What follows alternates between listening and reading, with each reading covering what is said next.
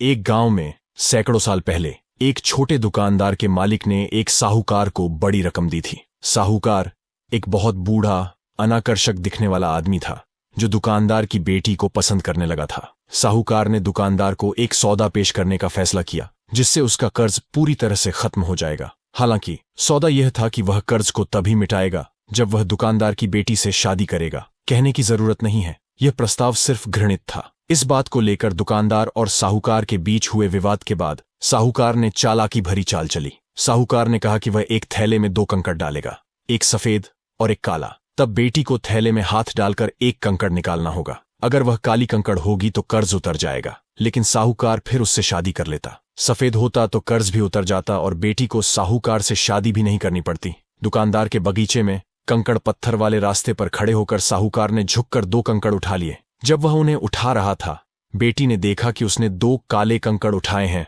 और दोनों को बैग में रख दिया है। फिर उसने बेटी को बैग में हाथ डालने और एक लेने के लिए कहा। बेटी के पास स्वाभाविक रूप से तीन विकल्प थे कि वह क्या कर सकती थी। पहला विकल्प था थैले में से कंकड़ लेने से मना करना। दूसरा विकल्प था दोनों कंकड़ थैले से बाहर निकालो और साहूकार को धोखा देने के लिए बेनकाब करो। तीसरा विकल्प था बैग से एक कंकड़ अच्छी तरह से जानते हुए निकलना कि यह काला था और अपने पिता की आजादी के लिए खुद को बलिदान कर देना। उसने थैले में से एक कंकड़ निकाला और देखने से पहले ही गलती से उसे दूसरे कंकड़ों के बीच में गिरा दिया। उसने साहूकार से कहा, ओह, मैं कितनी अनाड़ी हूं। कोई बात नहीं, अगर तुम थैले में जो बची है उसे देखोगे तो तुम बता सकोगे कि मैंने कौन सा कंकड़ उठाया था। थैले में पड़ा कंकड़ स्पष्ट रूप से काला था और यह देखते हुए कि साहूकार सबके सामने उजागर नहीं होना चाहता था, उसे ऐसे खेलना पड़ा जैसे कि बेटी द्वारा गिराया गया कंकड़ सफेद था और लड़की ने अपने पिता का कर्ज भी चुका दिया। निष्कर्ष, केवल उन विकल्पों के आगे न झुकें जो आपको लगता है कि आपको इन्हीं में से चुनना है।